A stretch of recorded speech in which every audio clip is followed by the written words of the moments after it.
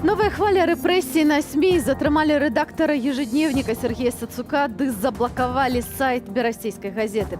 А сёння ухвалілі праект закону, паводле якога ўлады хочуць дазволіць унутраным войскам ужываць зброю і вайсковую тэхніку для разгону пратэстаў.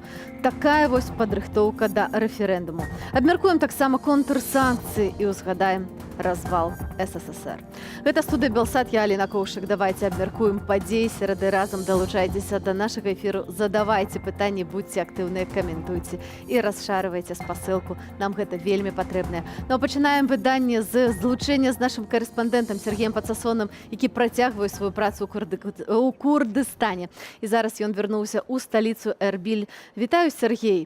Ці ўдалося табе даведацца, чаму людзі плацяць шалёныя грошы, рызыкуюць жыццём, едуць вось гэтую далёкую, невядомую, часта варожую для іх Беларусь, што іх на гэта штурхае? Вітаю, Аліна, вітаю спадарства. Сапраўды, гэта пытанне, на якое я прыехаў шукаць сюды адказ, размаўляючы з людзьмі. Ну і, канешне, што ж тут прычыны называюцца самыя разныя. Яны гавораць пра тое, што вам нас не зразумець. Вы бачыце толькі багатыя нейкія вуліцы, крамы, рэстарацыі, і вам падаецца, што ў нас тут усё стабільна і ўсё добра. Насамрэч, усё не так. І прапаноўвалі выехаць па-за сталіцу Курдыстану, далей у іншыя месцы Іраку, і сёння мы гэта зрабілі і наведалі такое месца, вядомы лагер для уцекачоў Дара Шакран. Гэта месца, дзе прыбываюць сірыйскія уцекачы. На дадзены момант гэта 11 600 чалавек. Кожны тыдзень іх спраўджваюць, гэтую колькасць яна змяняецца. Ну і там мы таксама размаўлялі з людзьмі. І людзі гавораць пра тое, што яны з гэтага лагеру таксама уцякаюць, таксама карыстаюцца паслугамі вось гэтых нелегальных кантрабандыстаў, перапраўшчыкаў, прадаюць сваю маёмасць у тых месцах, адкуль яны ўцяклі, напрыклад, у Сірыі, і спрабуюць выехаць адсюль, бо яны надалей не пачуваюцца тут спакойна. Кажуць, што так, ёсць тыя рэгіёны, дзе нібыта баявых дзеянняў такіх наўпроставых няма, але пагроза гэтых дзеянняў і памяць пра гэтыя дзеянні ўсцяж жывая, яна застаецца, памятаюць пра гэта і дарослыя, і дзеці, бо гэтаму усяму толькі некалькі гадоў, і па гэтаму не хочуць вяртацца надалей у свае дамы. Гавораць пра тое, што шмат іх блізкіх жыве ў Нямецчыне, і яны таксама туды хочуць перабрацца. У прыватных размовах таксама мы пыталі, ну чаму менавіта Нямецчына? Ну добра, там ёсць блізкія, але таксама гэта не ўсё так калярова, там таксама ёсць свае праблемы, трэба здымаць жытло, плаціць за яго і гэтак далей, ёсць свае рахункі і патрэбы. На што нам казалі, ну там ёсць праграма рэсацыялізацыі, калі плоцяць за жытло, калі табе, пакуль ты вучыш мову, плацяць такую дапамогу, і гэта ўсё прыцягвае іх туды. Ну і таксама няма пагрозы вайсковых дзеянняў, няма, як яны кажуць, коррупцыі, няма тых праблемаў беспрацоўя, з якімі яны тут сутыкаюцца. Гэта самыя розныя праблемы. І ў сталіцы, а асабліва ў гэтых малых мясцовасцях. Вось гэты самы лагер уцекачоў, гэта сапраўдны горад, тое, што мы пабачылі. Там дазволена будаваць дамы, людзі атрымліваюць проста ўчастак, могуць рабіць з ім усё, што заўгодна. Галоўнае, не могуць гэта ўсё прадаваць, наймаць і такім чынам зарабляць на гэтым. Ёсць крамы, ёсць базар, людзі ездзяць аўтамі, ёсць 3 школы, таксама шпіталь, і падаецца, што гэта звычайны горад, калі б ты не ведаў, што прыехаў у лагер уцекачоў. Але кожны з гэтых людзей гатовы распавядаць пра сваю боль, пра свае праблемы, і ты чуеш бясконцыя гэтыя трагедыі. Ну і на ўсіх гэтых трагедыях, нават там, у гэтым лагеры ўцекачоў, зарабляюць вось гэтыя кантрабандысты, якія гандлююць па сутнасці перапраўкай і па сутнасці жывым таварам, перакідваючы людзей у еўразвяз. Мы цэлы тыдзень дамаўляліся на сустрэчу з адным з такіх кантрабандыстаў. Яны неахвоча амаль што зусім не ідуць на кантакт, і сёння ён пацвердзіў, што гатовы з намі сустрэцца. Літаральна вось мы едзем з гэтай сустрэчы, яна адбылася перад нашым эфірам, і там на гэтай сустрэчы мы зрабілі інтэрв'ю, у якім гэты чалавек нам распавёў усе падрабязнасці маршруту, назваў таксама тых, хто адказваў у Беларусі за гэты шлях, як гэта выглядала, якія сумы атрымліваў ён, хто у Беларусі таксама атрымліваў і якія сумы. Спадарства, тут можна толькі пра гэта ўсё сказаць, што будзе вельмі цікава глядзець гэтае інтэрв'ю. Мы яго абавязкова падрыхтуем, і ўжо ў гэтую нядзелю, я спадзяюся, яго пакажам у выніковым выданні праграмы тыдзень. І яшчэ дадам толькі, што спадарства, літаральна напярэдадні мы сустракалі самалёт, які прыляцеў з Менску, 417 чалавек на гэтым борце. Нам удалося паразмаўляць з людзьмі. Ужо цяпер адзін з тых пасажыраў, які быў у гэтым самалёце. А для вас усцяж тут у Эрбіле, у Іраку, у курдыйскай аўтаноміі працуе Сергей Падсасонны. Мы хацелі паехаць у Беларусь, бо нашай канчатковай мэтай было дабрацца да Еўропы. Але, на жаль, гэта не спрацавала, гэта стала жахлівым сном для нас. Мы спрабавалі дабрацца да пунктаў пераходу з праваднікамі-кантрабандыстамі, але беларускія сілавікі лавілі нас і збівалі. Тады мы надумалі далучыцца да вялікага намётавага мястэчка, каб з усімі разам дабрацца да мяжы з Літвой. Яны нас прымушалі, пырскалі перцовым газам у вочы. У іх яшчэ былі металічныя кастэты, дык яны білі нас гэтымі кастэтамі. У такіх умовах мы спрабавалі перайсці мяжу яшчэ раз. Яны здзекаваліся з нас фізічна і псіхалагічна, білі дубцамі. Пасля няўдалага пераходу мы вярнуліся ў намётавае мястэчка. Тысячы людзей былі на мяжы з Польшчай, але яны ўзялі нас на мяжу з Літвой зноў. Мы там правялі 7 дзён. У нас гэтым разам была добрая ежа ад іх, але потым нас вярнулі ў лагер пад Горадняй. Гэта далёка ад Менску, кіламетраў за 270. Там мы мелі жахлівыя ўмовы, якіх не ведаў я за ўсё жыццё. Мужчыны, жанчыны, дзеці. Яны раздавалі нам дрэнную ежу, ўсё выглядала жахліва, з'явіліся сляды на маім целе, я захварэў. Мая скура ўся пакрылася прыщамі, не было цёплай вады, там было халодна. Яны запужвалі, што забяруць нас у вязніцу на памежныя пераходы. Учора яны прымусова дэпартавалі нас праз Менскі аэрапорт, мы спалі там одну ноч. І вось сёння яны дэпартавалі нас у Эрбіль. Тым часам у Беларусі працягваецца зачыстка незалежных медыяў. Сёння ўлады заблакавалі сайт вядомага сваімі расследаваннямі інтэрнэт-выдання «Ежедневник». Галоўнага рэдактара Сергея Сацука затрымалі ды завезлі ў следчы камітэт. За некалькі дзён да таго «Ежедневник» пачаў праект пра беларускіх тэрарыстаў. Магчыма, новы ціск на партал звязаны менавіта з гэтым, а магчыма, проста прыйшла чарга. Дома у Сергея Сацука прайшоў ператрус. У яго забралі тэлефоны, ноутбукі. Цяпер сайт выдання не адкрываецца ні з тэрыторыі Беларусі, ні з-за мяжы. Таксама сёння затрымалі актывіста пратэстанцкага багаслова Змітра Хведарука. Фармальна прычына затрымання невядомая.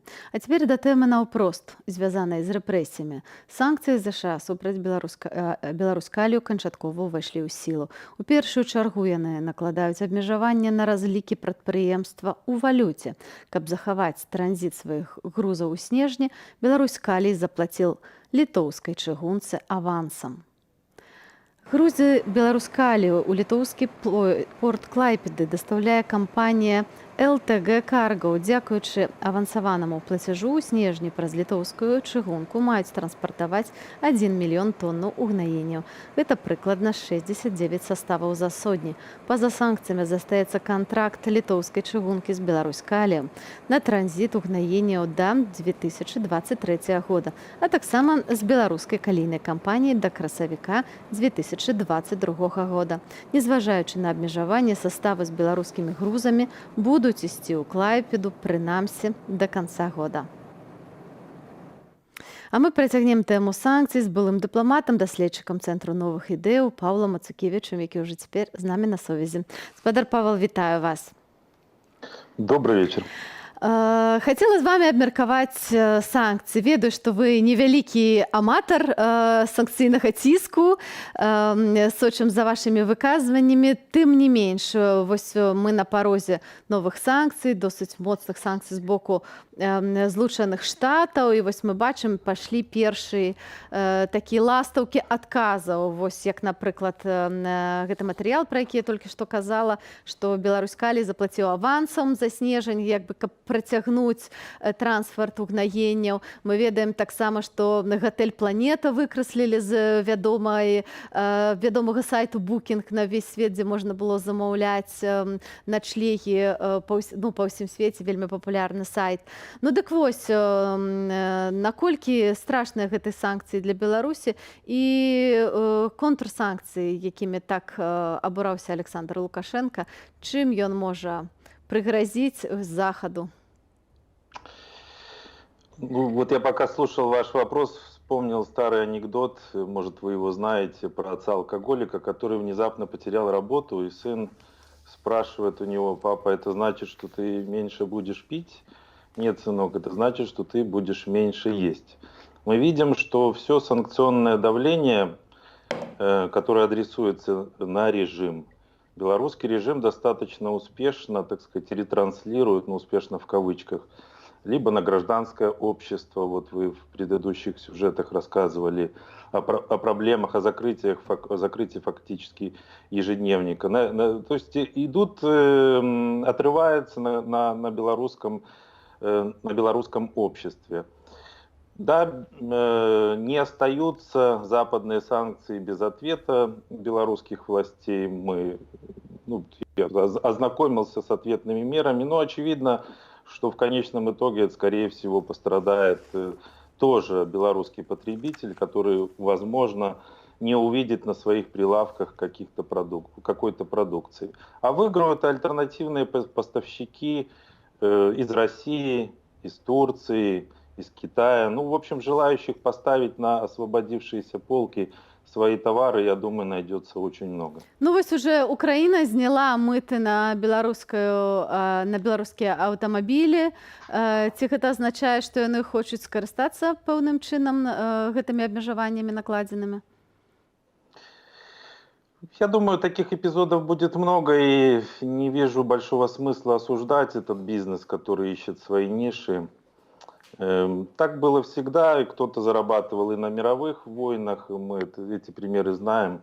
Вот это совершенно, мне кажется, достаточно естественное поведение бизнеса, людей, государств. В конце концов, всех беспокоит, все исходят из своих прагматичных интересов, и нам, я думаю, белорусам тоже желательно концентрироваться исключительно на своих прагматичных интересах и смотреть на то, какие меры помогают нам, усиливают нас, помогают нам бороться, ну или хотя бы противостоять режиму, а какие нет, какие на эти процессы, к сожалению, никак не влияют.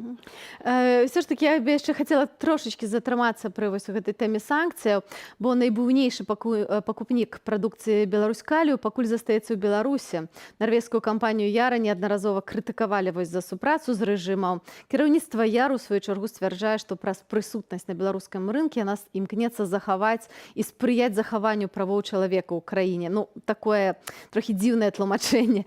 Сітуацыю пракаментаваў у сваім блогу ў твітары Франак Вечорка, дарацца Святлана Ціхановская. Вось мы пакажам зараз твіт Франака нашым гледачам. Што піша Франак? Яра працягвае купляць каліны ўгнаенню рэжыму насуперак санкцыям за шаю развязу. У жніўні кіраўнікі Яры сустракаліся са Святланай Ціхановскай, паабяцалі да снежня перагледзець прысутнасць кампаніі ў Беларусі. Той самы выпадак, калі інтарэсы бізнесу важнейшыя за каштоўнасці. Nothing personal, just business. Я думаю, что есть своя правда и в позиции Яры. Ну, понимаете как, если все-таки связь между тем, что Беларусь Калий лишится всех рынков, всех покупателей, и шахтеры останутся без работы, или их зарплата упадет, и влиянием всего этого на режим, Ну, я бы вот все-таки предложил посмотреть на эпизод, который сейчас, в эти дни, разворачивается на наших глазах, как те же западные страны вот вписываются за Украину. Вы посмотрите, какие дипломатические усилия вкладываются американцами на работу с Россией по украинскому эпизоду. Вот вчерашнему созвону Байдена и Путина предшествовала череда визитов высокого уровня. То есть в Москву ездили заместитель госсекретаря Соединенных Штатов и руководитель ЦРУ, и госсекретарь с Лавровым общались в Швеции. То есть идет колоссальная дипломатическая работа. А санкции, санкционное давление, оно вот где-то служит неким фоном. Им, скажем так, пока еще угрожают. И я думаю, что если бы в отношении Белоруссии хотя бы частично применялся именно такой подход, то, возможно, эффекта было бы больше. Потому что 5 пакетов готовят, мы знаем, что уже готовится 6-й. Ну, откровенно говоря, я не вижу, как это нам помогло, как это вот усилило нас, как усилило белорусское общество в борьбе вот с белорусским режимом. Уже прошло 1,5 года, и мне кажется, что мы сильнее в результате всех санкционных мер пока точно не стали. А вот то, что мы натуральна, ослабели... я думаю, што ніхто не ўспрымае санкцыі як штосьці, што робіць нас мацней, толькі як штосьці, што можа хоць трошки аслабіць рэжым. І я вось хацела вярнуцца да гэтай тэмы, да сустрэчы Байдена Пуціна, якая трывала ажно 2 гадзіны. Гэта была онлайн-сустрэча. Пасля гэтай сустрэчы спадарыня Вікторыя Нуланд, гэта намесніца дзяржсакратара ЗША, яна выказалася пра тое, што Москва можа выкарыстаць Беларусь у якасці плацдарму нападу на Украіну. Вось давайте паслухаем яе выказванне і абмяркуем. Лукашенко становіцца все больш і больш залежным ад Крамля і все больш адмаўляецца ад суверэнітэту Беларусі, хоць і казаў людзям, што ніколі не зробіць гэтага. Расія можа выкарыстаць тэрыторыю Беларусі для нападу на Украіну альбо для маскіроўкі сваіх сілаў пад беларускія. Лукашенко змяніў сваю пазіцыю наконт Крыму. Яшчэ нядаўна ён адмаўляўся прызнаваць прэтэнзіі Расіі да Крыму, але тыдзень таму змяніў сваё меркаванне, што вельмі трывожна. Ну вось, як вы лічыце, амерыканцы досыць цвяроза ацэньваюць тое, што адбываецца тут у нас на мяжы Беларусі, Украіны, России? Я думаю, да, но большой вопрос, какие они сделают вот из собственных умозаключений выводы, потому что вывод один-то напрашивается, потому что мы видим, что санкционная политика так или иначе глубже нас вталкивает в Россию. Вот. И, то есть, и это создает дополнительные угрозы для всего, в результате для всего региона. И, возможно, как раз-таки это повод над тем, чтобы задуматься над некой более сложной стратегией, включающей не только санкционное давление, не только попытку как-то наказать режим или отреагировать на то, что, ну, понятно, не отреагировать невозможно. Але ці сапраўды санкцыі штурхаюць Беларусю аб дымкі Расіі і да страты незалежнасці? Вось ці гэта слушная тэза, бо я з ёй асабіста не пагаджаюся. Ну, это тот выбор, который, это понятно, вся ответственность за этот выбор лежит на властях. Но у них, по сути, и другого выбора нету, скажем так. Это вот... Ну, понимаете, с белорусскими-то властями нам должно быть уже все понятно. Тут вопрос состоит в том, как нам из этой сложной ситуации выпутаться. Как не сделать так, чтобы Беларусь в глазах всех, начиная от США и заканчивая нашими ближайшими соседями, не выглядела угрозой. Чтобы на нас не смотрели как на изгоя. А в результате того, что происходит сейчас, вот мы как раз вот и движемся к репутации полного изгоя и реальной угрозы для региона. Именно потому, что мы непредсказуемы. Это не значит, что войска... Не мы, а режим Александра Лукашенко. Да, режим, бо акурат адваротны бок, Святлана Ціханаўская, іншыя прадстаўнікі дэмакратычных сілаў, яны дастаткова прадказальныя. І яны могуць быць добрым партнёрам. Чаму бы Еўропа не магла бы быць больш актыўнай? Вось сённяшняя інфармацыя, якую я атрымала, што ўсё ж такі на саміце ўсходняга партнёрства не будзе такога сайд-івенту, нават якога абяцалі па Беларусі. Ну, бок у меня такое ўражанне, што Еўропа ўсё ж такі паціху злівае беларускую тэму. Может быть и так, но с другой стороны, если смотреть на уровень контактов, которые идут у Светланы Тихановской, сложно Европу в чем-то заподозрить таком. Ну, просто реально приходится считаться с теми, кто реально контролирует ситуацию в Республике Беларусь. І гэта Расія. Белорусский режим, белорусские власти, Александр Лукашенко и компания. Вот. И приходится считаться с тем, что они делают с этой страной, с их заявлениями, с их признанием Крыма. Они становятся совершенно непредсказуемы. Ну, яны ўжо І- совершенно непредсказуемыя. Да. Вось тут наши гледачы в чаце пишут, что трэба накладывать санкции на Россию. Такая прапанова.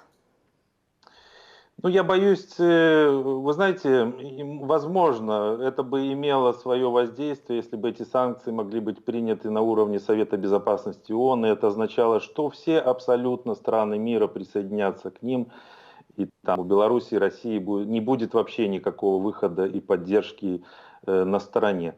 Но такой поворот событий совершенно невозможен, и поэтому я не вижу... И я думаю, что вы видите, американская дипломатия тоже не видит в этом особенной перспективы, особенного результата. Именно поэтому предпринимает активные именно дипломатические усилия, чтобы договориться или отговорить Россию от чего-то. И в этом смысле я бы вот хотел, и как дипломат, гораздо больше дипломатических усилий на белорусском направлении. А вот не только взмахов этой санкционной дубины. А якія вы бачыце магчымасці дыпламатычных рухаў на беларускім накірунку, бо мне здаецца, все ж такі прадстаўнікі дэмакратычных сілаў акурат гэты накірунак адпрацоўваюць досыць добра. Ну, они адпрацоўваюць яго ў адным напрамку з мэтай новых санкцыяў, я б так Я думаю, сказал. что санкции это сродок, а не мета. Ну, так или иначе. Но проблема заключается в том, что этого средства нет в руках демократических сил, и не они определяют содержание нового пакета. От них это не так зависит, как мы, или как многие считают. Вот. Но то, что я хотел бы на белорусском направлении, вот это мы видели накануне телефонного или вот этого онлайн-созвона Байдена с Путиным. Активная дипломатия, больше простора дипломатии. Это означает, к сожалению, что придется общаться напрямую. Напрямую с кем? Напрямую с режимом, с Александром Лукашенко. Ну, але проблема в том, что не то, решает. что мы не хотим с ними размовлять, и они с нами не хотят размовлять. Як зрабіць, каб яны размаўлялі? С нами они, боюсь, и не будут разговаривать, по крайней мере, на данном этапе. Так што вы прапануеце тады? Як рабіць гэтую актыўную палітыку дыпламатычную? В этом конфликте или в этой ситуации сейчас есть еще, есть две стороны. Белорусский режим и западные страны, которые пытаются его наказать за то, что считают неправильным. Вот эти стороны могут вступить в прямой контакт, и эти контакты были. Мы с вами не так давно обсуждали звонки Ангелы Меркель, и эти контакты дали свой результат. Ситуация на границе, то напряжение, которое было накануне звонков, оно все-таки спало. Дзякуй вам вялікі за гэтую размову, і надалей будзем з вами працягваць абмяркоўваць дыпламатычную не толькі палітыку. Павел Мацукевич, былы дыпламат, прадстаўнік Цэнтру новых ідэяў, быў з намі на сувязі. Мы, шаноўнае спадарства, вяртаемся ў Беларусь, дзе грамадзянін Ізраілю Дмітрый Плашчынскі быў затрыманы ў нашай сталіцы. Плашчынскі — гэта праграміст, заснавальнік кампаніі Wi-Fi Map. Нібыта яго правіна ў тым, што ён быў падпісаны на тэлеграм-каналы, якія рэжым Лукашэнкі лічаць экстрэмісцкімі, а таксама, што захоўваў дома паляўнічую зброю. Звесткі аб затрыманні ізраільцяніна і ягонае пакаяльнае відэа апублікаваў афіцыйны тэлеграм Губазік. Да гэтай інфармацыі беларускія так званыя сілавікі дадалі каментары выразна антысеміцкага характару. Ізраільцянін, які супрацоўнічае з тэрарыстамі, здаецца нам асабліва падазроным персанажам, напісана ў афіцыйным канале аднаго з падраздзялення Міністэрства ўнутраных справаў Беларусі. Пад супрацай з тэрарыстамі аўтары паведамлення маюць на ўвазе перапіску затрыманага з адміністратарамі апазіцыйных тэлеграм тэлеграм-каналаў. А самога Дмітрыя яны называюць кашэрны. Падазроным здаецца ім нават і ізраільскае грамадзянства плашчынскага. У інтэрнэт выкладзеныя фатаграфіі ізраільскага пашпарта затрыманага з нумарам, датай выдачы дакумента ды іншыя асабістыя звесткі. Амбасада Ізраілю ў Менску не пракаментавала нам затрымання іхнага грамадзяніна. Катаванні за песню «Муры» пад сценамі Акрэсціна. Кіроўца Тэслы і ягоны пасажыр атрымалі 30 сотняў у карцеры. Умовы, якія можна акрэсліць як нечалавечыя. Крыху больш як тыдзень таму Руслан Богдановскі з'ехаў з радзімы і цяпер знаходзіцца за мяжою у бяспецы. І ўжо зараз ён з намі на сувязі і гатовы ўзгадаць тое, што адбывалася на Акрэсціна. Вітаю вас, Руслан. Добрый вечер. Як вы цяпер сябе пачуваеце? Як вашае здароўе фізічнае і псіхічнае пасля таго, што вы перажылі на Акрэсціна? Спасибо. Сейчас чувствую себя прекрасно, хотя бы только потому, что я сейчас нахожусь в безопасности. И могу свободно рассказать о том, что там происходило.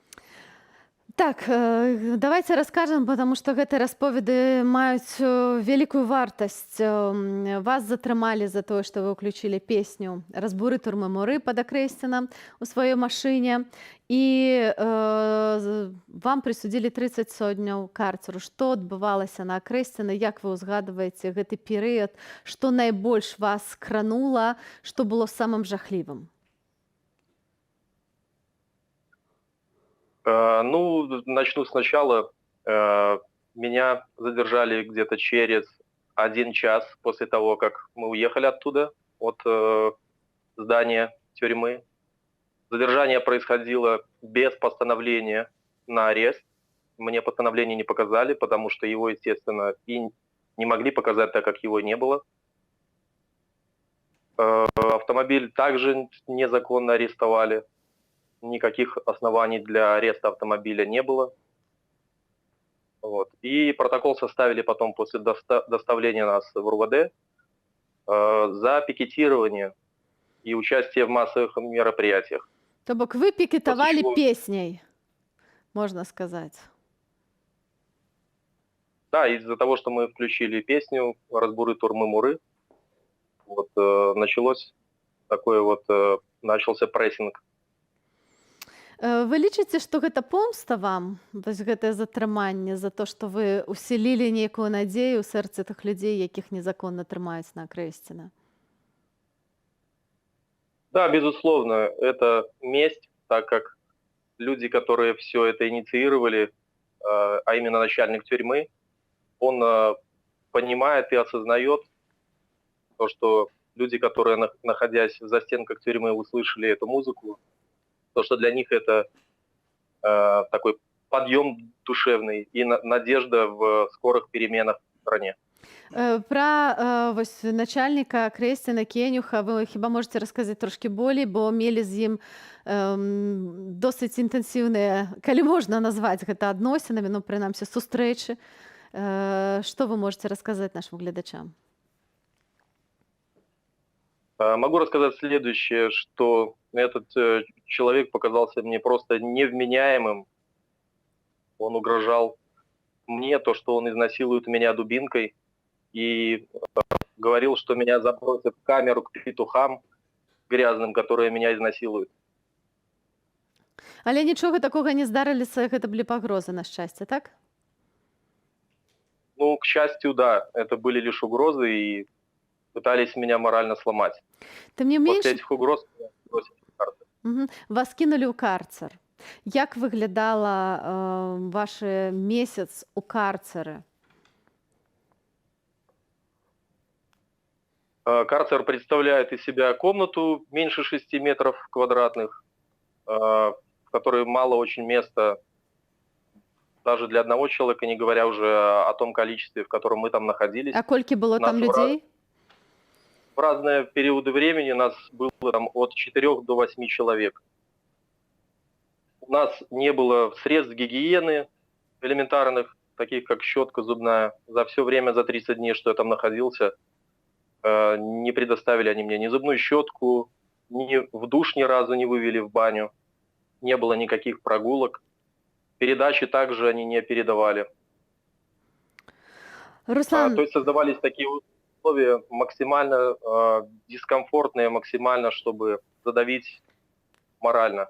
ну, то бок вас хацелі відавочна фізічна, псіхічна зламаць, прынізіць. Хацелі, каб вы пашкадавалі за тое, што вы зрабілі, за тое, што вы падтрымалі перамены ў Беларусі. Вось цяпер вы вымушаны былі ўцякаць з радзімай, ці цяпер вы шкадуеце пра тое, што зрабілі?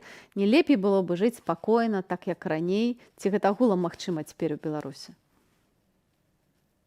Нет, ни разу я не пожалел о сделанном, даже если бы они меня еще на 15, на 30 суток оставили там, ни разу я не пожалел о том, что было сделано. Руслан, я ведаю, што вы таксама сустрэлі на акрэсце нашмат палітычных. Вось калі вы можаце акрэсліць у працэнтных суадносінах, вось колькі там рэальных затрыманых за рэальныя злачынствы і колькі людзей там сядзяць, ну, за палітыку, скажем так.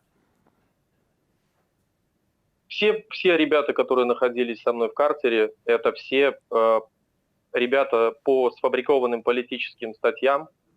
Сроки совершенно жуткие. Кому-то 4 года вменяют, пытаются навесить. Кому-то там даже у нас один парень был, Сальманович Денис Валентинович, которому терроризм пытаются повесить за то, чего он не делал. Поэтому все ребята абсолютно это политические ребята, которые сидят по сфабрикованным статьям. А як да вас ставіліся ахоўнікі, якія там працуюць? Ці гэта было больш-менш нармальнае чалавечае стаўленне, ці таксама як начальніка Крэсціна? Отношение было разное, в зависимости от смены. Кто-то нормально как бы относился к нам довольно-таки. То есть нам давали бумагу туалетную, давали мыло. Не было агрессии. Кто-то очень агрессивно относился, ходили, стучали по дверям, не давали нам ни сидеть, ни лежать даже на бетонном полу.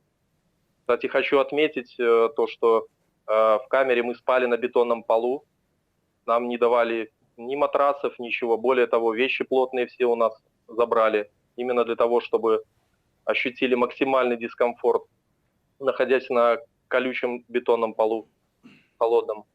То бок, у што вы былі апранутыя? Ну, якія рэчы вы маглі мець пры сабе? У кого что было? На мне была легкая кофта, джинсы, все. Обувь они забрали и выдали нам тапочки. Тапочки, кстати, такие очень жесткие, с жесткой твердой подошвой, от которых жутко пятки болели. И мы снимали эти тапочки, так невозможно было в них ходить. Зразумела. Руслан, добра, што цяпер, прынамсі, вы на волі адчуваеце сябе ў бяспецы. Жадаем вам аправіцца ад гэтых траўмаў і хочацца, каб хутчэй все тыя людзі, якіх незаконна трымаюць на Крэсціна, змаглі выйсці на волю. Дзякуй вам вялікі. Дзякуй вам. А цяпер хацелі б вам узгадаць гісторыю яшчэ адной палітзняволенай Ольгі Залатар. Яна шчырая верніца, маці 5 дзяцей, грамадская актывістка і палітзняволеная. Схопленая апрычнікамі рэжыма сёлета ў сакавіку, абвінавачаная ў арганізацыі масавых закалотаў і, што найбольш абуральна, у стварэнні экстрэмісцкага фармавання за тое, што ладзіла дваравыя канцэрты і чаяванне ў Ждановічах. Нядаўна рэжым судзіў Ольгу, а так званая суддзя Анастасія Папко прысудзіла жанчыне 4 гады калоніі агульнага рэжыму. Неверагодны акт шчодрасці, бо так званая пракурорка Жанна Баранова папрасіла 5. Герой Беларусі Ольга Залатар у нашай традыцыйнай рубрыцы «Жыве».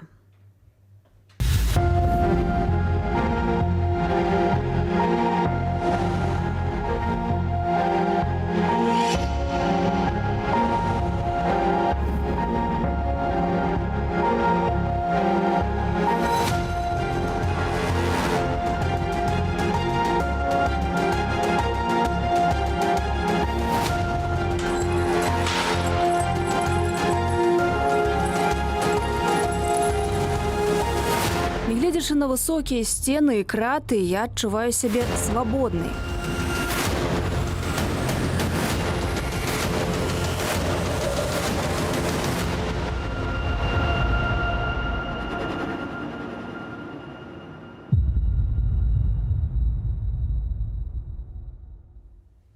Шановне господарства, давайте цяпер крыху прыгадаем гісторыю, важную дату ў нашай гісторыі, бо 30 гадоў таму, 8 снежня 1991 года у рэзідэнцыі Віскулі былі падпісаныя белавежскія пагадненні. Гэтыя пагадненні зафіксавалі распад Савецкага Саюза і стварэнне СНД. Наступствы шматгадовага існавання так званай турмы народаў з яе рэпрэсіўнай машынай, адсутнасці свабоды слова, грэбаваннем правамі чалавека мы, на жаль, адчуваем і цяпер. Апошнім часам нават падаецца, што рэжым Лукашэнкі нават у чым пераплюнуў сваіх ідэалагічных папярэднікаў. Тым не менш, давайте ўзгадаем, як разбураліся турмы-муры 30 гадоў таму.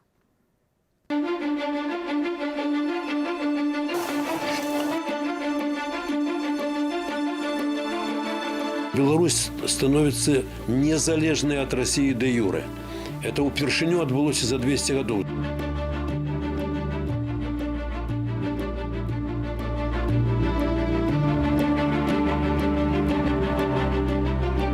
Мы определили, что это содружество открыто для присоединения других государств.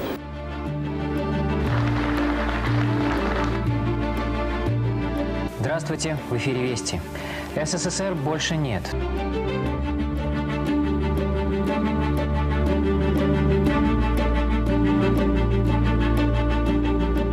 Является незыблемым территориальная целостность и границы между нашими государствами.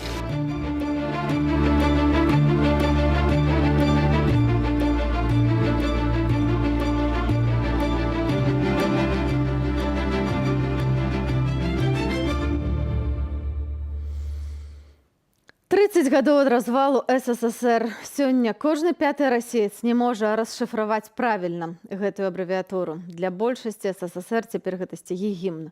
І толькі для 1% расіянаў гэта рэпрэсіі і жалезны занавес. І хоць вырасла пакаленне, для якіх СССР гэта краіна-міф, вельмі важна памятаць, чым насамрэч было гэтае фармаванне. Пра тое, як сёння ставіцца да гэтай гістарычнай падзеі Станіслаў Шушкевіч, першы кіраўнік незалежнай Беларусі, які паставіў свой подпіс пад гістарычнымі белавежскімі пагадненнямі, запытаем самого спадара Станіслава, які з намі на тэлефоннай сувязі. Спадар Станіслаў, вітаю вас шчыра. Я вас таксама вітаю, мне прыемна з вами мець справу. Так, сапраўды мы з вами даўно не бачыліся, але вельмі цешуся, што вы далучыліся да нашага эфіру. Спадар Станіслаў, вось сёння сапраўды гістарычны дзень. 30 гадоў таму разбурыліся турмы-муры Савецкага Саюза. Цяпер мы ў іншай турме. Вось з якімі думкамі вы прачнуліся сёння? Я прачнуўся сёння з успамінамі, што ў нас адбылося. Ну, па-першае, вы гаворыце, што там былі прыняты пастанаўленні. Там было прынята одно пастанаўленне аб утварэнні СНД, Содружнасці незалежных дзяржаў.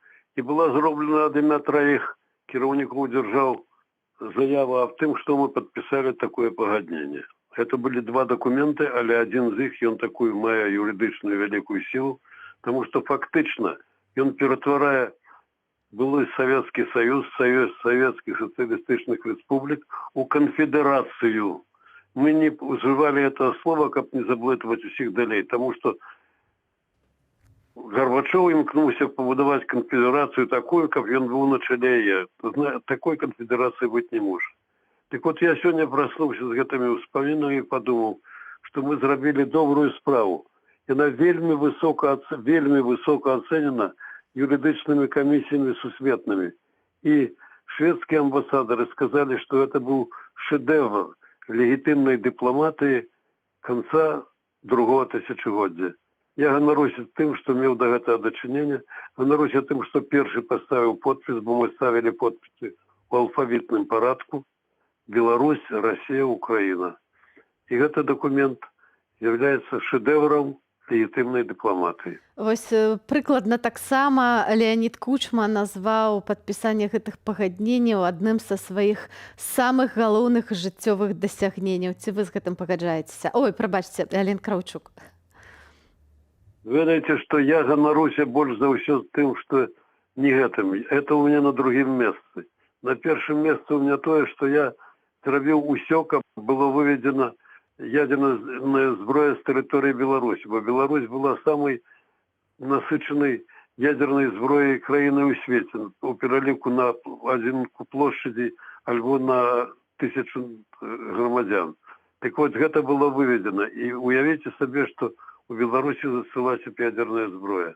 Ну, зараз Александр Лукашенко вельмі злуецца на тое, ён бы вельмі хацеў мець ядравую зброю, пра гэта ўзгадваў зусім нядаўна.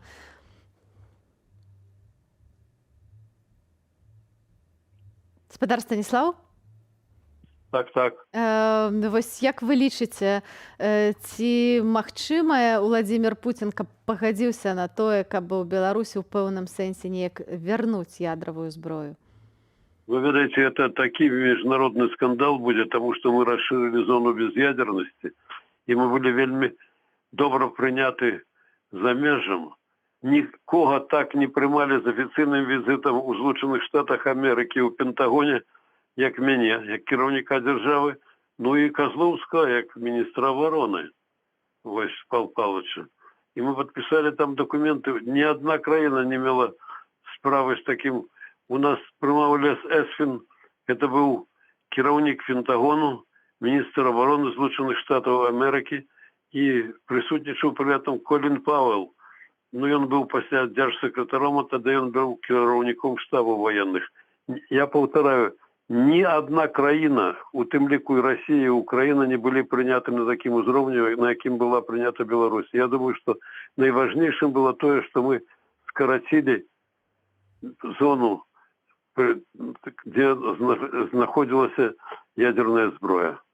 Спадар Станіслаў, вы казалі пра тое, што сапраўдная прычына, дзеля якой вы тады прыехалі ў Віскулі, гэта было абмеркаванне перамоваў пастаўкаў нафты і газу ў Беларускую Савецкую Сацыялістычную Рэспубліку, і, маўляў, вы былі трошкі здзіўленыя тым, як павярнуліся справы. Не, прабачце, я здзіўлены не быў, яны вельмі лагічна павярнуліся, таму што это прыклад таго, калі ёсць усе спасылкі, каб вырашыць пытанне важнейшае. І мы сапраўды паехалі, каб вырашыць пытанне эканамічнае, ну, нафта і газ. Але высветлілі, што без вырашэння палітычных пытанняў, это не я быў не здзіўлены, а я быў просто захоплены тым, што Бурбуліс знайшоў вельмі добрую фармулёўку таго, што мы павінны зрабіць. І гэта змяніла ўсе характар нашай працы. Мы, калі зацвердзілі тую першае слово, што СССР як геапалітычнай рэальнасці суб'ект міжнароднага права перастае існаваць, прекращает свое существование, было по-русски спочатку написано только так, так это было наиважнейшее, и мы эту работу робили перш за ўсё. И она зроблена вельмі якасна. Спадар Станіслаў, вось я сёння, рыхтуючыся да выдання, пераглядала гэтай старыя фотаздымкі, і вось перад вамі стаяў сцяжок з бел-чырвона-белым сцягам. Зараз не толькі за бел-чырвоны сцяг, нават за спалучэнне колераў, ці нават нейкія фрагменты гэтых колераў можна патрапіць у турму. Вось для вас асабіста, што азначае бел-чырвона-белы сцяг? Цемрашальствам у Украіне дзяржаўнага тэрарызму это толькі можа і здарыцца. Маласвядомы чалавек. Беларусь под гэтым бел-чырвона-белым сцягам была, усе документы былі распрацаваны, подписано Беловежское пагадненне і гэтак далей много. Вон у меня висит фотография, где Клинтон в Беларусь приехал под гэтым сцягам, гоноровая вахта демонстровала, дефилировала перед президентом Злучаных Штатов Америки. Это просто гэта той самой причиной, за якой цемрашальство, я кажу, пануе у нас. Потому что, ну, это так само, як Лукашенко говорил, что по Невскому проспекту шпацировал Скорына. Ведаете, что хотя он помер за 125 годов до заснования Санкт-Петербурга. Это цемрашальство и неадукованность влады. Спадару Станіслаў, сёння важны дзень у нашай гісторыі, тым не менш, акурат сёння Беларусь таксама прызнаная адной з самых закрытых краінаў свету. Мы фактычна вось праз 30 гадоў пасля развалу Савецкага Саюза зноў апынуліся ў турме. Вось, калі ласка, звярніцеся да нас, да беларусаў, вось са сваімі словамі, што нам цяпер рабіць? Як аднавіць сваю волю? Як вернуць сабе магчымасць вырашаць справы ў нашай краіне?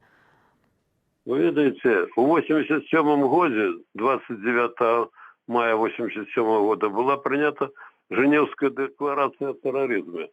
У нас краіна дзяржаўнага тэрарызма. З тэрарызмам мне цяжка даць вам параду, тому што я звычайна даю параду, калі я магу паказаць прыклад, як тут трэба дзейнічаць. Мы калі супраць мірнага насельніцтва ідуць узброеныя войскі і суседняя ядерная краіна гаворыць, што калі трэба будзе Лукашэнку падтрымаць, прэзідэнт Путін прышлі яшчэ сюды, яшчэ вайскоўцаў. Вы ведаеце, мне цяжка уявіць сабе, як змагацца з гэтым цемрашальствам. І мне здаецца, што павінна быць знойдзена такое рашэнне, якое мы знайшлі ў Белавежскай пушчы. Яно накіпае, яно утвараецца, яно утворыцца. Новае пакаленне будзе дзейнічаць па-новаму. Я перакананы, што Беларусь перажыве гэты страшны перыяд у сваім жыцці. Дзякуй вялікі, спадару Станіслаў, што вы знайшлі сілы, далучыліся да нашага эфіру. Я вось хочу сказаць ад імя нашых гледачоў, якія ў вас у чаце, жадаюць вам крэпкага здароўя, дзякуюць за ўсё тое, што вы зрабілі для Беларусі, так што всяго вам добрага. Дзякуй вялікі, што далучыліся да нас. А ў гадавіну спынення існавання СССР Белсат запытаў жыхароў Масквы аб іх стаўленні да СССР і што б на іх думку было, калі б Саюз працягнуў сваё існаванне. Советский Союз, он объединял людей. Люди все были единые, люди были добрые, люди совсем другие были. Что сейчас происходит, это разделение, разделяя власть, разделение всех людей. Вот почему. Громадная страна, великая, большая. Мы итальянцы, мы иностранцы, но мы любим Россию и любим Ленина. Да. Так бы и жили сообща, продолжали. Единым государством. Никто не знает, что было бы. Не было бы ни России, ни Украины, ни Беларуси, был бы один советский народ. Жили бы хорошо, дружно, развивались бы.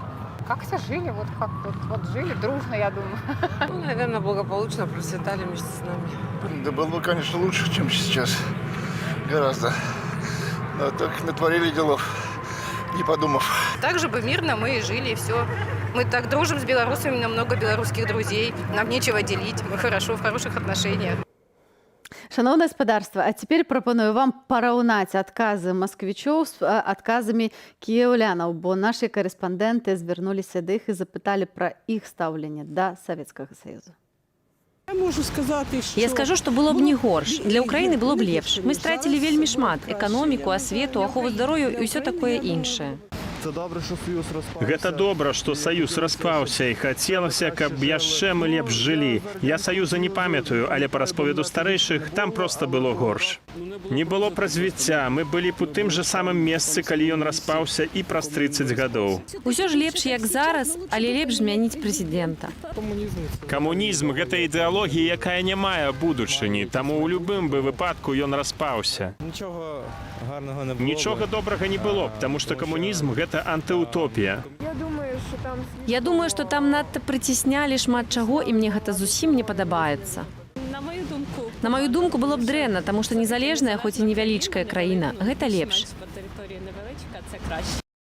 А мы працягнем гэтую тэму з палітычным аналітыкам Вадзімам Мажэйкам, які ўжо далучыўся да нашага эфіру. Вітаю, Вадзім. І адразу папрашу вас пракаментаваць, адкуль такая вялікая розніца ў меркаваннях. Канешне, гэта не рэпрэзентатыўная выбарка, это проста наша апытанка, але тым не менш яна досыць паказальна. Адкуль яна бярэцца такія проста палярныя меркаванні вось у Расіі і ва Ўкраіне? Ну, вполне відавочна, што сённяшнія расейцы, украінцы, яны існуюць у розных інфармацыйных, культурных прасторах. І фактычна, мы бачылі, людзі старэйшага века узгадваюць такой пэўнай ностальгіяй, і гэта зразумела, бо ў дзяцінстве травка была зеленейшая, жанчыны прыгажэйшая, это звычайна. А маладыя людзі, яны ж фактычна мяркуюць не па тым, што яны ведаюць, а па нейкіх медыйных вобразах, што такое Савецкі Саюз. Там гэта краіна, дзе ўсе былі там добрымі, адзін аднаго любілі, ці гэта краіна, дзе ўсіх прыціснялі. Ну, фактычна і тое, у іх у пэўнай ступені было праўдай, як і пра любую краіну, але канешне, розніца гэта ёсць. І мне хутчэй звярнуў увагу акурат на падабенства адказваў старэйшых людзей, бо часам так ностальгія па лепшых часах і тое, што мінуўшчына ўвогуле і палітычная, і свая асабістая, яна часам бачыцца ў такіх ружовых тонах. Гэта натуральная рэч для розных людзей. А што мы, беларусы, атрымалі галоўнае ад гэтага распаду Савецкага Саюзу? Гэта мы атрымалі незалежнасць. Зараз шмат якія аналітыкі кажуць пра вялікую пагрозу гэтай незалежнасці, пра тую сітуацыю палітычную, якая ёсць. Ці сапраўды вы лічыце магчымым такое пэўнае вяртанне да Савецкага Саюза, тое, пра што мы ведаем, марыць Владзімір Пуцін, каб усё ж такі аднавіць, адбудаваць гэтую вялікую імперыю. Ці сапраўды ён бы мог наважыцца на гэты крок? Вельмі сімвалічна 30-я гадавіна пагадненняў, амерыканская выведка алярмуе нас пра тое, што ёсць планы па ўварванні ва Ўкраіну і Беларусь, таксама плацдарм гэтых вайсковых дзеянняў. Ну, што тычыцца планаў, то мне здаецца, гэта часам такія ж планы, проста частка палітыкі, там Расія хоча заявіць, што ёсць такія планы, Амерыка хоча заявіць, якія могуць быць санкцыі за іх. Это не значит, что завтра Россия готова урваться танками, а Америка отключать от свифта. Это хутчэй таксама такія заявы адзін аднаму пра магчымыя крокі. Але і таксама, што тычыцца мары Пуціна пра аднаўленне Савецкага Саюза, мне здаецца, в том сэнсе, наўрад ці менавіта так Пуцін марыць. Все ж таки, калі глядзець на расійскую гістарычную палітыку пры Пуціне, то гэта акурат не вяртанне да нейкага аднаго ранейшага палітычнага наратыву, а гэта іх аб'яднанне. Пуцін і сучасная Расія адначасова лічаць сябе нашчадкамі і расійскай імперыі, і Савецкага Саюза, і нечым новым, што да гэтага дадаецца. І ў гэтым сэнсе, мне здаецца, Пуцін наўрад ці марыць вяртаць Савецкі Саюз. Хутчэй марыць аб нейкім такім сучасным гібрыдзе ўсіх гэтых аб'яднанняў, і так ці інакш утрыманне той жа Беларусі, Украіне ў сваёй арбіце ў той ці іншай ступені. З Беларусю можа яшчэ дыпламатычнымі метадамі, з Украіны ўжо праз вайсковы ціск, прынамсі праз гэты замарожаны канфлікт на ўсходзе Украіны, які фактычна не дазваляе ей рэальна разлічваць на тое, што далучэнне да НАТО і гэтак далей. Таму мне здаецца пагроза для беларускай незалежнасці, для галоўнага здабытка. Яны, безумоўна, ёсць у тым сэнсе, што увогуле нельга сядзець, пачываць на лаврах і лічыць, што незалежнасць здабытая аднойчы, яна не можа быць страчанай. Не, пагрозы могуць быць, але таксама часам не трэба алармізма. Вядома, што мінулы год з аднаго боку ён узмацніў рызыкі, але увогуле ніякай трансфармацыі, ніякага перахода, напрыклад, з такога прасналіцкага аўтарытарнага рэжыма да нейкіх наступных трансфармацый, ніякага перахода не можа быць без рызыкаў. І таму ў гэтым сэнсе так, у нейкім сэнсе можна сказаць, што 2 гады таму беларуская незалежнасць была пад меншай пагрозай, але з іншага боку гэта нармальны працэс, што ты ідзеш на рызыкі, каб чагосьці дасягнуць.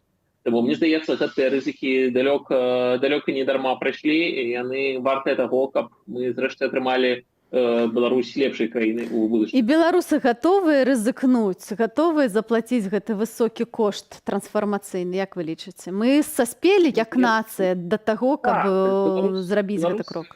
Беларусы прадэманстравалі гэта на вуліцах, што так, мы гатовыя рызыкнуць. Мы прадэманстравалі на вуліцах, але тым не менш мы зараз маем тое, што маем, ужо прайшло 1,5 гады, мы маем перапоўненыя турмы, мы маем проста десяткі тысячную міграцыю з краіны пад пагрозамі пераследу, і гэты ўздым ён быў досыць паспяхова задушаны ўладамі, неверагодным рэпрэсійным апаратам, які працуе, які садзіць людзей за свечкі ў вакне, ці за падпіску на тэлеграм-каналы, ці за песню турмы «Муры разбуры пад Акрэсціны», як мы размаўлялі сёння з адным з нашых герояў эфіру. Дык вось, мы паказалі, што мы гатовы выйсці на вуліцы, але што далей? Зараз мы, як вы зараз добра абмалявалі, я думаю, гледачы Белсата ведаюць яшчэ шмат прыкладаў. Зараз мы назіраем фактычна такую, досыць тыповую контррэвалюцыю. На жаль, так, шмат такія рэвалюцыі в сабе ўтрымліваюць гэты перыяд контррэвалюцыі.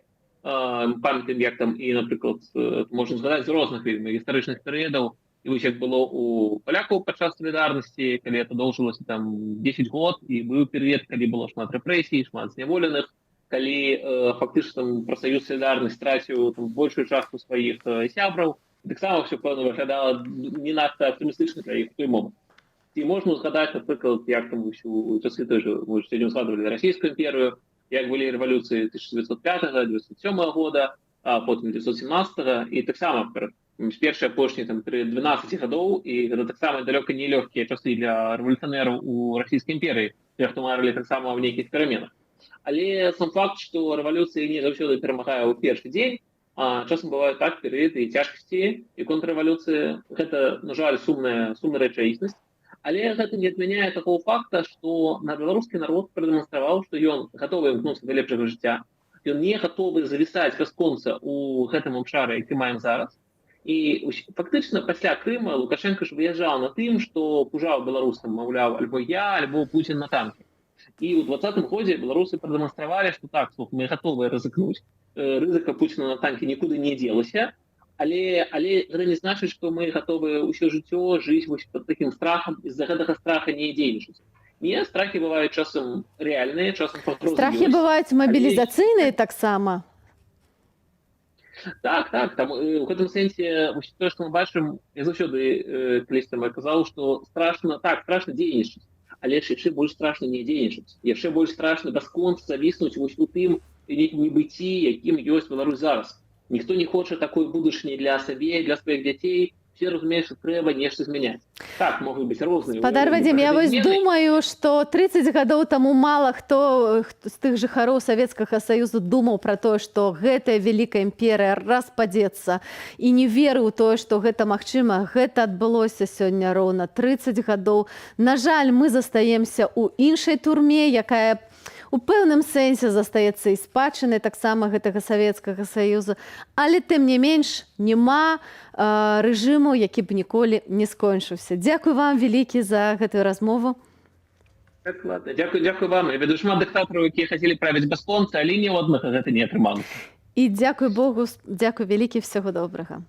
Шаноўнае спадарства, дзякуй вам вялікі за тое, што правялі гэтую гадзіну разам. Асабліва шчыра дзякуй всім нашым гледачам, якія каментуюць і пішуць на чаце. Мы чытаем вашыя каментары, вельмі важна гэта для нас мець з вами кантакт. І хочацца напрыканцы выдання трошачкі пазітыву, набліжаюцца каляды, і ва ўсім заходнім свеце ўжо працягваць упрыгожваць вуліцы і плошчы святочнымі дэкарацыямі. Вось у вашай увазе сёння мы хацелі вам паказаць нямецкі Берлін і Кёльн. На гэтым я з вамі развітваюся, наперадзе аб'ектыў з Александром Пуцілам. Заставайцеся з намі, не пераключайцеся, будзе багата цікавага.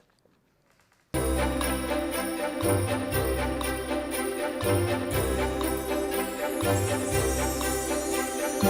you.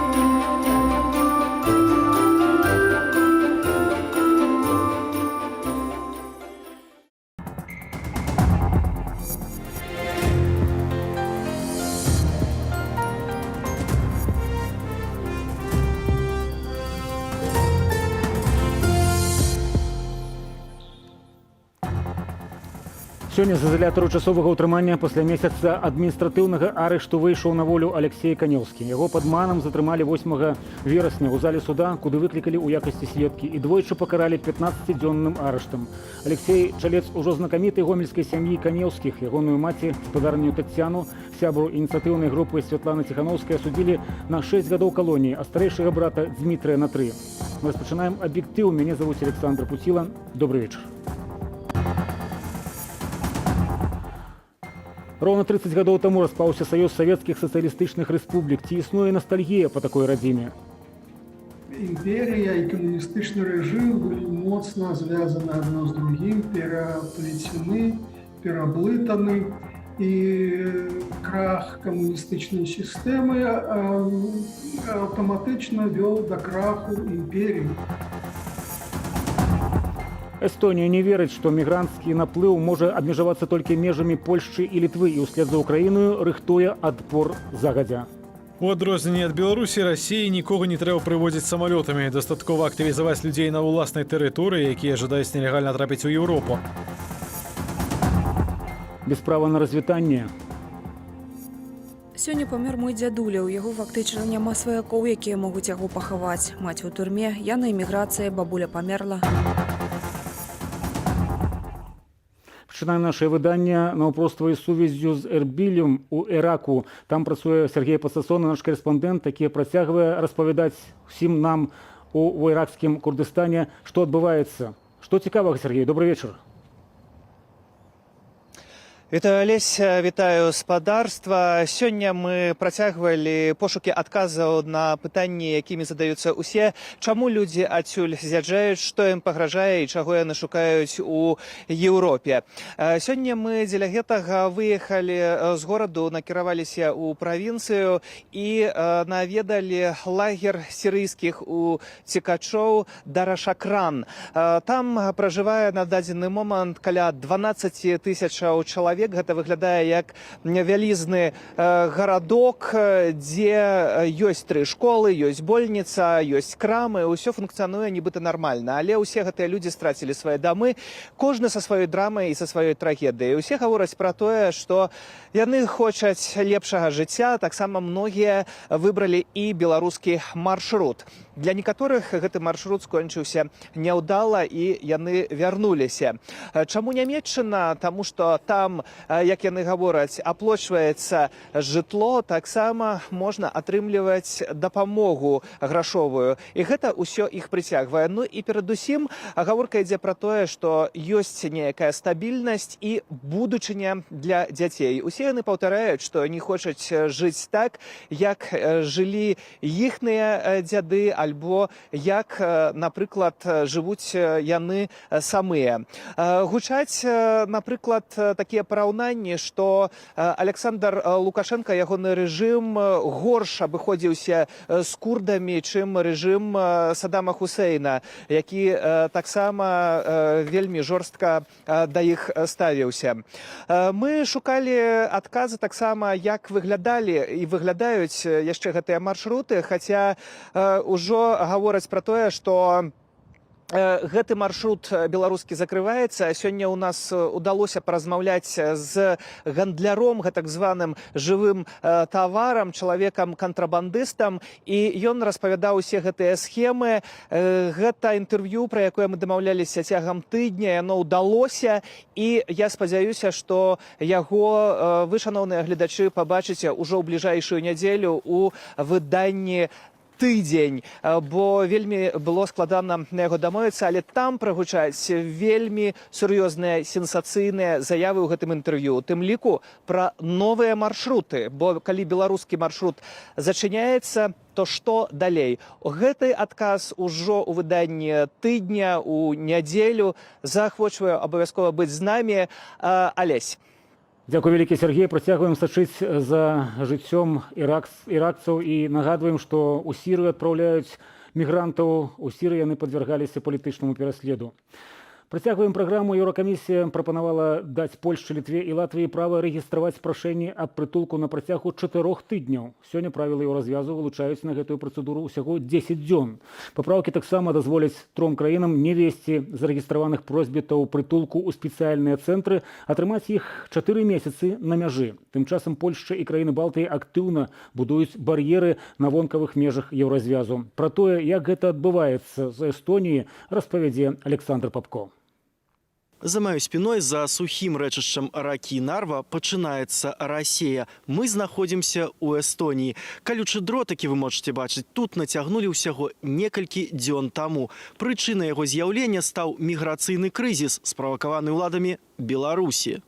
Умацоўваць мяжу эстонскія ўлады адправілі вайскоўцаў і рэзервістаў, удзельнікаў рэгулярных мабілізацыйных вучэнняў ШИП. З рэзерву прызвалі амаль 1700 чалавек. Мабілізацыйныя вучэнні павінны былі адбыцца ў любым выпадку. Незадоўга да іх пачатку мы паглядзелі на сітуацыю на мяжы Беларусі з Польшчай, Латвіяй і Літвой і выказалі здагадку, што мы можам сутыкнуцца з такой жа праблемай з боку Расіі. Таму мы скарэктавалі сцэнар вучэнняў. Мы вырашылі пабудаваць нешта канкрэтнае. Калі б мы будавалі аналагічнае агароджа на палігоне, простой карысці для дзяржавы не было б.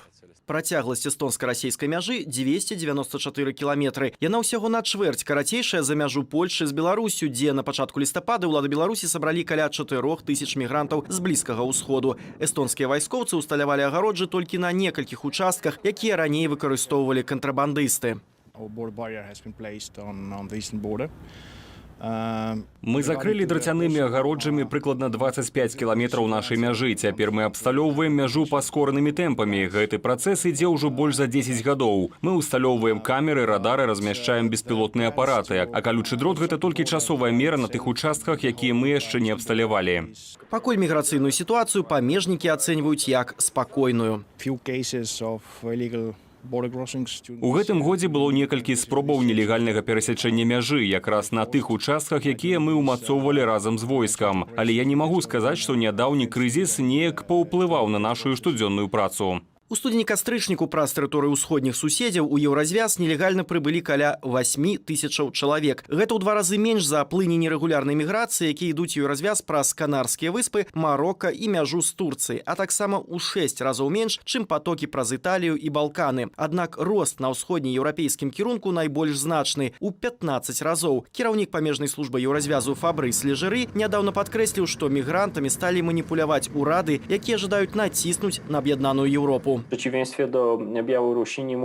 адрозненні ад Беларусі, Расіі нікога не трэба прывозіць самалётамі. Дастаткова актывізаваць людзей на ўласнай тэрыторыі, якія жадаюць нелегальна трапіць у Еўропу, а затым прывезці іх да мяжы цягнікамі ці аўтобусамі. З гэтай пагрозы трэба лічыцца, як і з іншымі пагрозамі, якія заходзяць ад дзеянняў расійскага войска і спецслужбаў. Рэзкае пашырэнне плыні нерэгулярнай міграцыі на межах еўразвязу з Расіяй адбылося толькі аднойчы. У 2015 годзе праз Расію у Нарвегію і Фінляндыю без візаў на працягу 3 месяцаў перабраліся 6000 чалавек. Да паўтарэння падобнага крызісу Эстонія гатовая, запэўніваюць вайскоўцы. У выпадку сур'ёзнай небяспекі мы б не сталі абмяжоўвацца такімі агароджамі і ўмацавалі мяжу значна лепш. У гэтых вучэннях задзеяныя і іншыя падраздзяленні, якія таксама здольныя дапамагчы. У параўнанні з даковідным 2019 годам колькасць нелегальных перасячэнняў межаў вырасла на 18%, паведамляе памежная служба еўразвязу. Каб супрацьстаяць нерэгулярнай міграцыі, агароджы і сцены будуюць 9 краінаў еўразвязу. Сярод іх Грэцыя, Балгарыя, Аўстрыя, Угоршчына, краіны Балтыі і Польшча. У будаўніцтве агароджы ля мяжы з Беларусю польскім вайскоўцам дапамагаюць эстонскія калегі. Тактычная група 70 чалавек прабудзе ў Польшчы да канца года. Александр Папко, Белсат. СССР як суб'ект міжнароднага права і геапалітычная рэальнасць перастае існаваць. Адзіны у белавежскім пагадненні радок, які 30 гадоў таму адразу падтрымалі кіраўнікі колішніх савецкіх рэспублік Расіі, Беларусі ды Украіны. Сёння палітолагі кажуць пра непазбежнасць распаду Савецкага Саюзу і канстатуюць, што залежнасць Беларусі ад Расіі застаецца моцнаю. Юлія Цельпук працягне. Нарадзіўся ў СССР у год ягонага распаду 1991, жыў фармальна ў незалежнай Беларусі. Зміцер Кулакоў кажа, што ягоныя бацькі не былі прыхільнікамі перамен. Тюрьма народов это распалась, они жалели об этом. Ну вот так вот. И отец мой воевал в Афганистане, в принципе, не понимает Ну, я, допустим, не вижу, за что вот пацанов положили вот эти. Ну, ни за что. Што такое злачынствы супраць свайго народу Зміцер адчуў у 2020 годзе, калі атрымаў 3,5 гады хіміі за палітычныя погляды і ўцёк за мяжу. Параўноўвае метады сілавікоў з тэрорам, уласцівым савецкаму НКВД. Калі Зміцер нарадзіўся 30 гадоў таму, Савецкі Саюз перастаў існаваць, але не знянацку. У восені 91 года усе рэспублікі СССР ужо прынялі дэкларацыі аб суверэнітэце, і многія з іх прагаласавалі за незалежнасць. Сілавой спробою захаваць саюз быў жнівеньскі путч ГКЧП, і мірнаю ўжо пасля правалу путча стаў праект новай саюзнай дамовы аб захаванні дэмакратычна абноўленага саюзу. Праблема ў тым, што Савецкі Саюз мог існаваць толькі як таталітарная імперія. Імперія і камуністычны рэжым былі моцна звязаны адно з другім, пераплецены, пераблытаны, і крах камуністычнай сістэмы аўтаматычна вёў да краху імперіі. Але крызіс трэба было вырашаць, таму Барыс Ельцын прыняў прапанову старшыні Вярхоўнага Савету Рэспублікі Беларусь Станіслава Шушкевіча прыехаць на перамовы. На аэрадром пад колішнім ваенным гарадком Засімавічы на Пружаншчыне расійская дэлегацыя таемна прыбыла 7 снежня. Адтуль у белавежскую рэзідэнцыю Віскулі. Ад Украіны Леонід Краўчук, ужо абраны першым прэзідэнтам краіны, Станіслаў Шушкевіч і прэм'ер Вячаслаў Кебіч ад Беларусі і колішні кіраўнік Расіі неспадзявана выпрацавалі заяву аб стварэнні садружнасці незалежных дзяржаваў і ўзгаднілі формулёўку. СССР як суб'ект міжнароднага права і геапалітычная рэальнасць перастае існаваць. Праз 8 дзён Савецкі Саюз афіцыйна распаўся. Што было б, калі б Саюз захаваўся? Разважаюць расейцы. Так бы и жили сообща, продолжали. Единым государством. Да было бы, конечно, лучше, чем сейчас. Гораздо. Но так натворили делов, не подумав. Не было бы ни России, ни Украины, ни Беларуси. Был бы один советский народ. Жыхары меншых рэспублік, якія разам з развалам імперыі атрымалі незалежнасць, разважаюць інакш.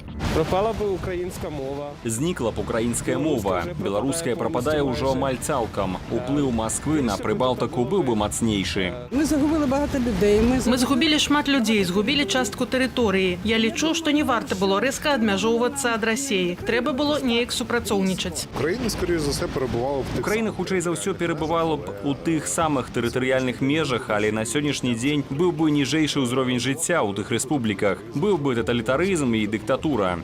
Уплыў Расіі дагэтуль застаецца моцным у большасці былых рэспублік. На думку палітолага Валера Карбалевіча, наймацнейшы ён у Арменіі, а за ёю цвёрда ўмацавалася Беларусь. У юбілейны год распаду СССР межы Беларусі і Расіі абцягваюць калючым дротам. Тое супрацьстаянне, якое было падчас халоднай вайны, яно цяпер аднаўляецца ў новым выглядзе, аднаўляецца ўжо не паміж Советским Союзом и Заходом, а паміж Россией и Заходом. Россия в эту холодную войну смогла притягнуть только одну былую постсоветскую Украину – это Беларусь. Нязменная ўлада, нязменны курс. Каму не падабаецца турма ці эміграцыя. Гэтак Даніла Гаркавы, які нарадзіўся ў канцы лістапада 91 года, лічы падчас распаду СССР з усталяванымі Лукашэнкам правіламі гульні пазнаёміўся толькі летась, пасля чаго эміграваў. Я все равно не рассматриваю Литву как какую-то возможность для себя здесь остаться, жить. То есть я все равно живу в контексте того, что я вернусь домой в Беларусь. Понятно, что это будет не завтра, не через месяц. Даніл, як і тысячы беларусаў у эміграцыі, грамадскі актывіст, які набліжае Дзень незалежнасці Беларусі ад лукашэнкаўскай і крамлёўскай палітыкі. Юлія Цяльпук, Белсат. Градзянскі журналіст і палітвязень Анджэй Пачобут другі раз стаў журналістам году ў Польшчы. Лаўрэата галоўнай журналісцкай прэміі нашай суседняй краіны абірала не журы конкурсы, а сама журналісцкая супольнасць праз галасаванне рэдакцыі. 48-гадовы Анджэй Пачобут, вядомы журналіст і грамадскі дзеяч, сябра незарэгістраванага саюзу палякаў у Беларусі. Сёлета 25 сакавіка да яго прыйшлі з ператрусам і затрымалі паводле так званай справы палякаў разам з кіраўніцаю саюзу палякаў Анжелікаю Борыс. Ён адмовіўся ад вызвалення ў абмен на выезд з краіны. Праваабаронцы прызналі Анджэя Пачобута палітвязнем. Цяпер ён застаецца ў жодзінскай турме з абвінавачваннем у нібыта распальванні варожасці і рэабілітацыі нацызму. Яму пагражае ад 5 до 12 гадоў зняволення. У 2011, нагадаем, Анджэй Пачобут атрымаў у Польшчы звання журналіста года. Сёлета Польшча ўзганаравала яго медалём свабоды слова. Праваахоўны бок цалкам кантралюе сітуацыю ў Беларусі, заявіў генеральны прокурор Андрэй Швед. Любыя праявы экстрэмізму і тэрарызму будуць спыняцца, а вінаватыя панясуць пакаранне. Ніводнай крымінальнай справы па фактах смерцяў і катаванняў пасля выбараў дагэтуль не распачатыя, а ціск у краіне не спыняецца. Працягне Ірына Дарафійчук. Галоўнага рэдактара інтэрнэт-выдання «Ежедневник» Сергея Сацука пасля ператрусу забралі ў следчы камітэт. Сайт выдання заблакавалі. За некалькі дзён да таго «Ежедневник» пачаў праект пра беларускіх тэрарыстаў. Магчыма, новы ціск на партал звязаны менавіта з гэтым, а магчыма, проста прыйшла чарга. Стала вядома таксама пра затрыманне былога кіраўніка Менскай філіі «Маладога фронту» і карэспандэнта радыёрацыі Змітра Хведарука. Родныя пацвярджаюць затрыманне былога палітвязня і шукаюць для яго адваката. У спісах затрыманых з'явілася прозвішча праграміста, сузаснавальніка і распрацоўніка праекту Wi-Fi Map Дмітрия Плашчынскага. Ранее был подписан на телеграм-каналы, которые ныне признаны деструктивными, экстремистскими. От телеграм-каналов этих я отписался. Ранее участвовал в беседе с Антоном Торко. Кадравую чыстку зладзіла Акадэмія мастацтваў. Паводле інфармацыі тэлеграм-каналу BY Culture, з установы звольнілі больш за 20 выкладчыкаў, якія год таму адмовіліся падпісваць праўладныя лісты. Сярод звольненых прарэктар па навучальнай працы Алена Бохан, якая не падпісала загаду пра адлічэнне студэнтаў-пратэстоўцаў. У палітзняволенай Валерыі Касцюговай, якую ўжо больш за 5 месяцаў утрымліваюць у следчым ізалятары Наваладарскага, памёр бацька. Дачка Валерыі Настасья піша пра гэта ў сваім твіттары. Сёння памёр мой дзядуля, у яго фактычна няма сваякоў, якія могуць яго пахаваць. Маці ў турме, я на эміграцыі, бабуля памерла, ягоны сын, мой дзядзька таксама памёр даўно. Мой бацька памірае ад раку, і ў мяне пачынаюць заканчвацца сваякі, з якімі я магу пагаварыць. Палітзняволенай праваабаронцы Марфе Рабковай у следчым ізалятары не даюць прайсці медычнае абследаванне, а таксама вяртаюць лісты, у якіх яна піша пра колькасць выстаўленых ёй крымінальных артыкулаў, ці пералічвае іх. Уклала учора ў ліст запіску цэнзару, дзе распісала, што няма такіх прававых нормаў, паводле якіх я не магу напісаць артыкулы. Я ж не пішу пра сутнасць абвінавачання, у чым канкрэтна мяне абвінавачваюць. Марфу Рабкову абвінавачваюць паводле 11 артыкулаў крымінальнага кодексу. Ёй пагражае да 20 гадоў зняволення. Ірына Дарафійчук, Белсат. Пры ўсім гэтым суме ўсё ж такі набліжаецца Божае нараджэнне, час святла, і Леан Шэперс з нямецкага Мёрсу у папярэднія гады пачынаў рыхтавацца да свята ўжо ў верасні. Дом і сад асвятлялі тысячы ліхтароў, а ля сажалкі стваралася лядовае мястэчка. Запачаткаваў традыцыю бацька цяперашняга гаспадара, і Леон Шэперс спадзяецца, што пасля пандэміі каляднаму дому вернецца былая велічнасць.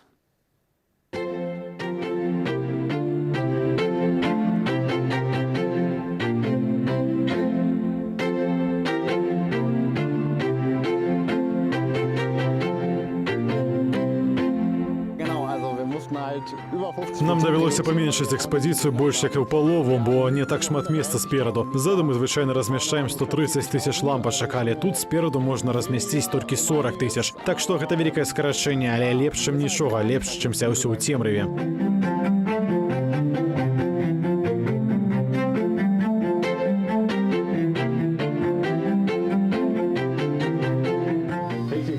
Звычайна мы адкрывалі б наш садок з глінтвейнам штодня, але сёлета мы можам адкрывацца толькі ў выходныя цягам 3 гадзінаў, бо, на жаль, наведнікі не прыходзяць.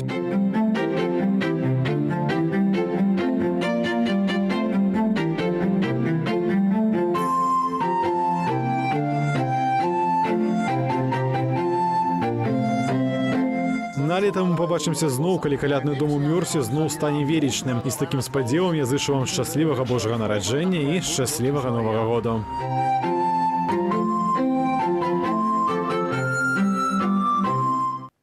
Аб'ектыў на сёння скончаны. Далей у нашым эфіры размова Віталія Цыганкова з эканамістам Львом Львоўскім на тэму антысанкцыяў беларускага рэжыму, што далей будзе з імпартнымі прадуктамі і хто атрымае права на карыстанне імі ды ў якой форме. Пра гэта неўзабаве, а ў мяне на гэты час усё. Да пабачэння.